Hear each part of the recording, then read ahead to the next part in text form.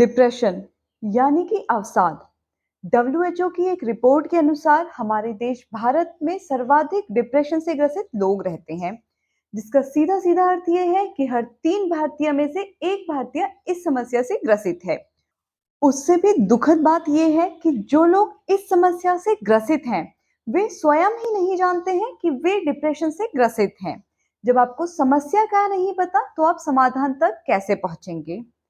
आए दिन आप न्यूज़ में देखते हैं, अखबारों में देखते हैं कि बेशुमार धन, दौलत और नेम फेम कमाने के बाद भी सेलिब्रिटीज इससे ग्रसित हो जाते हैं, और जिसके चलते वो सुसाइड तक का एक बेहद गंभीर कदम उठा लेते हैं।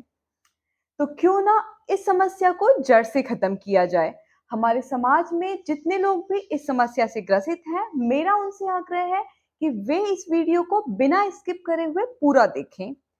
हार्दिक अभिनंदन। मेरा नाम सोनाली है और मेरे YouTube चैनल में आपका स्वागत है। अगर अभी तक आपने मेरे चैनल को सब्सक्राइब नहीं करा है, तो कृपया इसको सब्सक्राइब कर लीजिए, जिससे कि भविष्य में आने वाले वीडियोस आप तक सबसे पहले पहुंच सकें। अभी तक हमने बात की है नकारात्मक पहलू की, अब हम बात करेंगे इसके सकारात्मक पहलू की। सबसे अच्छी बात यह है कि यह समस्या लाइलाज नहीं है। आप योग के जरिए अपनी जीवन शैली में महज छोटे छोटे बदलाव करके इस समस्या पर विजय पा सकते हैं। महज 12 साल से लेकर 17 साल की आयु सीमा के बच्चों में यह समस्या बहुत गंभीर रूप से देखने को मिलती है। इसलिए मेरा आप सभी अभिभावकों से यह निवेदन है कि आप अपने बच्चों से नित्य ही योगाभ्यास करवाएं और उन्हें योगा के प्रति जागरूक करें। आप चाहें तो उनके साथ स्वयं भी योगाभ्यास का अभ्यास कर सकते हैं, और उनको आप ये बताएं कि उनकी मेंटल हेल्थ कितनी ज़्यादा ज़रूरी है। और जब आप योगा करते हैं, तो आप अपनी मेंटल हेल्थ को बेहतर करते हैं। अब बात करते हैं कि योग डिप्रेशन की समस्या में कैसे कारगर है। जब आप नित्य योगाभ्यास और प्राणायाम करते हैं, तो आपका जो तनाव का स्तर है काफी कम हो जाता है। इसके साथ ही आपके शरीर में सकारात्मक ऊर्जा का उत्सर्जन होता है। आपके संपूर्ण शरीर में सकारात्मक ऊर्जा का प्रभाव बढ़ जाता है। जब आप नित्य योगाभ्यास और प्राणायाम करते हैं, तो आपके शरीर में गामा अमीनो ब्यूट्रिक एसिड यानी कि गाबा का स्तर बढ़ जाता है, जिसका सीधा सीधा कनेक्शन आपके मस्तिष्क और डिप्रेशन से जुड़ी समस्याओं से है। जब आप नित्य प्राणायाम का अभ्यास करते हैं, तो आपके शरीर का जो प्राणिक फ्लो है वो इम्प्रूव हो जाता है, जिसका अर्थ ये है कि आपके शरीर में ऑक्सीजन की मात्रा बढ़ जाती है, और जिसकी वजह से आपके मस्तिष्क में जैसे ही ऑक्सीजन की मात्रा बढ़ जाती है, आपके तनाव और अवसाद का स्तर स्वतः ही नीचे आने लगता है। नित्य जब आप योगाभ्यास, मेडिटेशन और प्राणायाम करते हैं, तो इससे आपके शरीर में दो हॉर्मोन्स, जिनका नाम है सेरोटोनिन और डोपामाइन, ये रिलीज होना प्रारंभ हो जाते हैं। जैसे ही ये दो हॉर्मोन्स आपके शरीर में रिलीज होने लगते हैं, आपका अवसाद का स्तर ऑटोमेटिकली नीचे आने लगता है। इस श्रृंखला के माध्यम से मैंने ऐसे योगाभ्यासों का चयन किया है, जिनको करने से आपके मस्तिष्क में ब्लड का फ्लो बढ़ता है, और जब ब्लड का फ्लो बढ़ेगा, तो इसका सीधा सीधा संबंध ऑक्सीजन के लेवल से होता है, यानी कि आपके मस्तिष्क में ऑक्सीजन का लेवल भी बढ़ जाएगा। तो आइए प्रारंभ करते हैं अब योगाभ्यासों से। इस श्रृंखला का हमारा पहला आसना है बालासना, यानी कि चाइल्ड पोज। इसको करने के लिए आपको अपनी योगा मैट पर इस प्रकार से वज्रासना में बैठ जाना है। श्वास को बाहर छोड़ते हुए धीरे धीरे अपने पैल्विक रीजन से आगे की ओर मुड़ेंगे। आप अपने हाथों का इस्तेमाल कर सकते हैं। अब यहाँ पे हमें कोशिश करनी है कि जो हमारा माथा है, उसे हम योगा मैट से लगाएं। कुछ क्षण आप यहाँ पे इसी प्रकार से रुकेंगे।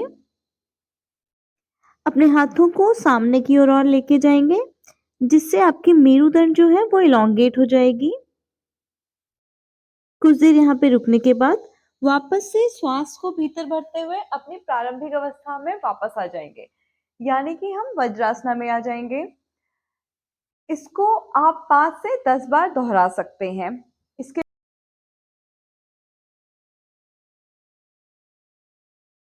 बालासना के बाद हमारा अगला आसना है पश्चिमोत्तासना।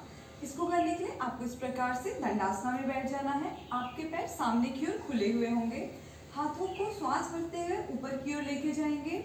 ध्यान दीजिएगा आपकी गर्दन, कमर और मेरुदंड सीधी रहेगी इस पूरे आसन के दौरान। अब यहाँ पे श्वास को छोड़ते हुए अपने पेल्विक रीजन से आगे की ओर झुकेंगे। बेहद सहजता से धीरे-धीरे हमें आगे झुकना है। अगर आपकी क्षमता यहाँ तक है तो आप यहाँ पे रुक सकते हैं, अन्यथा आप अपने पैरों के अंगूठों को उँगलियों से इस प्रकार पकड़ लेंगे और अपने माथे को अपने घुटनों से लगाने का प्रयास करेंगे। कुछ क्षण हम यहाँ पे रुकेंगे और उसके उपरांत पुनः धीरे-धीरे वापस अपनी प्रारंभिक अवस्था में आ जाएंगे। इस आसन को भी आप 5 से 10 बार दोहरा सकते हैं। एक बार इसका अभ्यास फिर से करेंगे। श्वास को भीतर भरेंगे, हाथों को ऊपर लेके जाएंगे। श्वास को छोड़ते हुए सामने की ओर झुकेंगे। आप चाहें तो अपने पैरों की एड़ियों को इस प्रकार भी पकड़ सकते हैं। हमारा तीसरा आसन है भुजंगासन, यानी कि अपनी प्रारंभिक अवस्था में आ जाएंगे। आपको योगा मैट पर पेट के बल सहजता से लेट जाना है। हम बेहद आराम से पेट के बल अपनी योगा मैट पर लेट जाएंगे। आपके जो दोनों हाथ हैं वो आपकी छाती से थोड़ा सा आगे की ओर रहेंगे। दोनों पैर आपस में मिले हुए और पॉइंटेड आउट रहेंगे। आपकी कोहनियां अंदर की ओर रहेंगी, उन्हें इस प्रकार से बाहर नहीं करना है, कोहनियों को अंदर की ओर रखना है। अब यहाँ पे श्वास को भीतर भरेंगे और अपनी गर्दन को पीछे की ओर लेके जाएंगे। नाभि से नीचे का हिस्सा जमीन पर ही रहेगा। धीरे धीरे श्वास को भीतर भरेंगे और गर्दन को यथासंभव पीछे की ओर लेके जाएंगे। आपके हाथ थोड़े से मुड़े हुए रहेंगे, हाथों को एकदम स्ट्रेट ऐसे नहीं रखना है, हाथ थोड़े से मुड़े हुए रहेंगे। इस प्रकार से यथासंभव यहाँ पे रुकेंगे कुछ क्षण और फिर श्वास छोड़ते हुए वापस से प्रारंभिक अवस्था में अपने माथे को योगा मैट से लगा लेंगे। एक बार पुनः इसके अभ्यास को हम करके देखते हैं। इनहेल कीजिए और गर्दन को पीछे की ओर लेके जाइए। नाभि के नीचे का हिस्सा योगा मैट पर ही रहने दीजिए।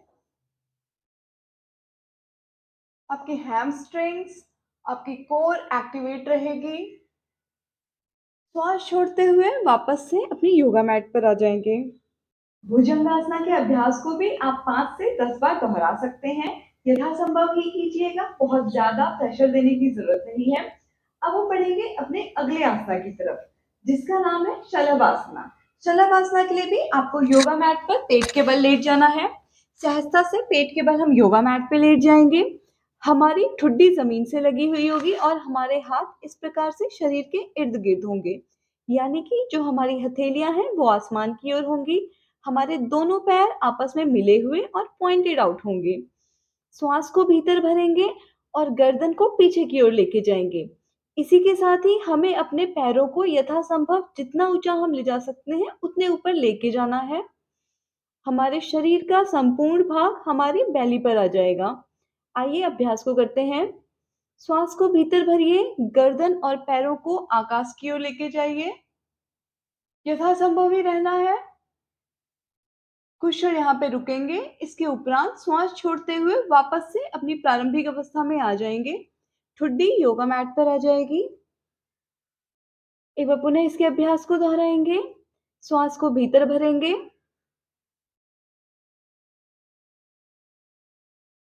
और श्वास को छोड़ते हुए वापस से प्रारंभिक अवस्था में आ जाएंगे। इसमें हम वेरिएशन भी कर सकते हैं, अपने हाथों को आगे की ओर रख सकते हैं इस प्रकार से। हथेलियां जमीन पर होंगी या फिर योगा मैट पे होंगी। श्वास को भीतर भरते हुए पैरों और हाथों को ऊपर उठाएंगे। यथासंभव रुकेंगे और श्वास छोड़ते हुए वापस से प्रारंभिक अवस्था में आ जाएंगे। जब आप इन योगाभ्यासों का अभ्यास करेंगे तो आप महसूस करेंगे कि आपके मस्तिष्क की तरफ ब्लड का फ्लो, यानी कि रक्त प्रवाह जो है वो बढ़ जाएगा। और जाहिर सी बात है, जब रक्त का प्रवाह बढ़ेगा तो रक्त में मौजूद ऑक्सीजन भी हमारे मस्तिष्क तक ज्यादा जाएगी, जिसके फलस्वरूप हम इस डिप्रेशन की समस्या से बाहर आ सकेंगे। आइए अब बढ़ते हैं अपने 5वें आसना की तरफ, जिसका नाम है हलासना। हलासना के लिए आपको जमीन पर पीठ के बल लेट जाना है। आइए इसे प्रारंभ करते हैं।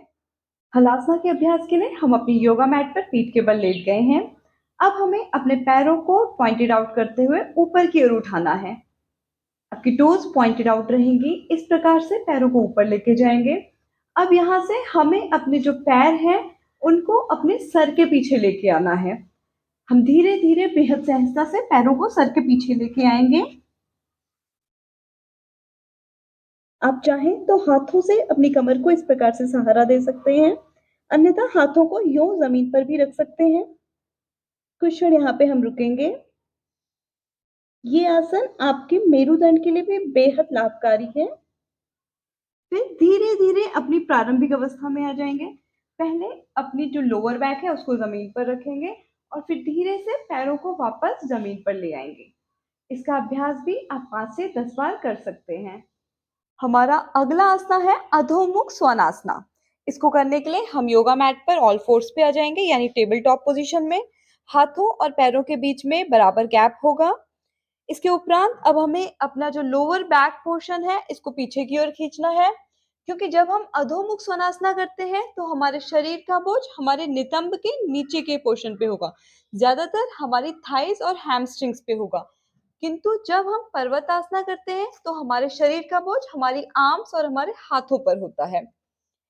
अब इसे प्रारंभ करते हैं। पीछे की ओर हल्का सा अपने शरीर को खींच लेंगे इस प्रकार से।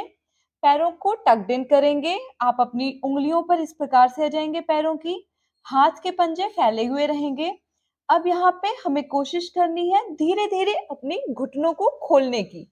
घुटनों को इस प्रकार से आप खोल लेंगे। पैरों की एड़ियाँ ज़मीन पर होंगी और जो हमारी गर्दन है वो हमारे दोनों हाथों के बीच में इस प्रकार से आ जाएगी। टेलबोन आसमान की तरफ होगी। बेहद सुंदर आसना है ये। यथासंभव हमें इसमें रुकना है। आप अपनी हैमस्ट्रिंग पे बहुत अच्छा खिंचाव महसूस करेंगे। कुछ क्षण यहाँ पे रुकेंगे। इसके उपरांत धीरे से अपनी प्रारंभिक अवस्था में आएँगे। पहले आपके घुटने ज़मीन पर आएँगे। इसके उपरांत आप इस प्रकार से वज्रासन में आ जाएँगे। इसका अभ्यास आप 5 से 10 बार दोहरा सकते हैं। इन सभी योगाभ्यासों को आप 5 से 10 बार दोहरा सकते हैं। इसके अंत में आप शवासना अवश्य करें, क्योंकि जब आप शवासना करते हैं तो इससे आपके मस्तिष्क को बेहद शांति मिलती है, जिससे हमारा अवसाद का जो स्तर है वह भी नीचे आता है। इसके उपरांत आप सूर्य नमस्कार का अभ्यास भी कर सकते हैं। यूँ तो सूर्य नमस्कार के अपने आप में हज़ारों लाभ हैं, किंतु ये डिप्रेशन की अवस्था में भी विशेष लाभान्वित करता है। सूर्य नमस्कार पर मैं एक वीडियो जल्दी आपके समक्ष लेके आऊँगी। इसके बाद हम बात करेंगे कि किस प्रकार से प्राणायाम हमारे अवसाद में बेहद लाभकारी है। जब आप प्राणायाम करते हैं तो आपके शरीर में ऑक्सीजन की मात्रा बढ़ जाती है और जिसकी वजह से अवसाद की जो स्तर है वह गिर जाता है। आपको नित्य 15 मिनट से लेके आधे घंटे तक प्राणायाम का अभ्यास करना है। आप कपालभाति, अनुलोम-विलोम और भ्रामरी का अभ्यास कर सकते हैं। सब सर्वप्रथम हम कपालभाति का अभ्यास करेंगे। आप किसी भी कंफर्टेबल पोजीशन में बैठ जाएँगे। मैं सुखासना में बैठी हूँ। दोनों हाथों से ज्ञान मुद्रा लगा के अपने घुटनों पे रख लेंगे। गर्दन, कमर, मेरुदंड सीधी होगी, पेट खाली होना चाहिए। सामान्य गति से श्वास को भीतर भरेंगे और एक्सहेलेशन में आपको स्ट्रोक के साथ एक्सहेल करना है। आइए इसको करके देखते हैं। श्वास को सामान्य गति से भीतर भरेंगे, एक्सहेलेशन के साथ बाहर छोड़ेंगे।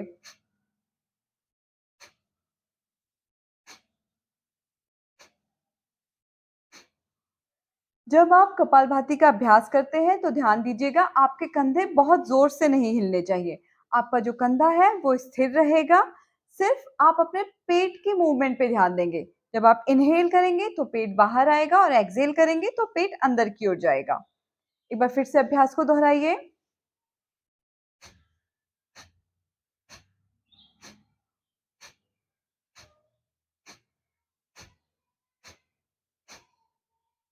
ये है कपालभाति प्राणायाम। कपालभाति पर इससे पूर्व भी मैंने एक वीडियो बनाया है जिसका लिंक मैं आपको डिस्क्रिप्शन बॉक्स में दे दूंगी। इसके उपरांत हम करेंगे अनुलोम विलोम का अभ्यास। एक हाथ से हम ज्ञान मुद्रा बना लेंगे और अपने दाएं हाथ से हम विष्णु मुद्रा बना लेंगे। दाई नासिका को बंद करेंगे और बाई से श्वास को अंदर लेंगे। बाई नासिका को बंद करेंगे, दाई को खोल के श्वास को बाहर दाई नासिका से बाहर निकाल देंगे। अब पुनः दाई नासिका से श्वास को भीतर भरेंगे। दाई नासिका को बंद करेंगे और बाईं से श्वास को बाहर कर देंगे। पुनः दोहराएंगे। इनहेल, बाईं नासिका बंद, दाईं से श्वास को बाहर, दाईं से श्वास को भीतर भरेंगे। दाईं नासिका को बंद करते हुए बाईं को खोलेंगे और श्वास को बाहर कर देंगे। ये है अनुलोम विलोम का अभ्यास। हमारा तीसरा प्राणायाम है भ्रामरी प्राणायाम। भ्रामरी प्राणायाम के लिए भी आपकी गर्दन, कमर और मेरुदंड सीधी होगी, पेट खाली होगा। अपने अंगूठे को अपनी कनपट्टी पे रखेंगे और कनपट्टी को हल्का सा बंद करेंगे। आपकी जो इंडेक्स फिगर फिंगर है, उसको आपको अपने माथे पे रखना है। शेष उंगलियों को अपने चेहरे पर, अपनी नासिका के इर्द गिर्द रख लेंगे। अब यहाँ पे हमें भंवरे की कंपन करनी है।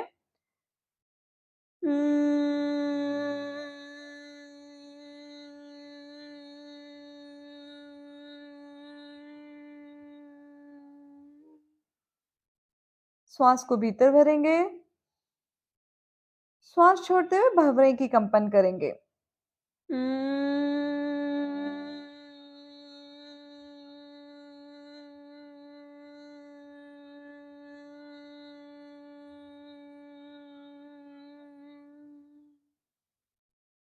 पुनः दोहराएंगे।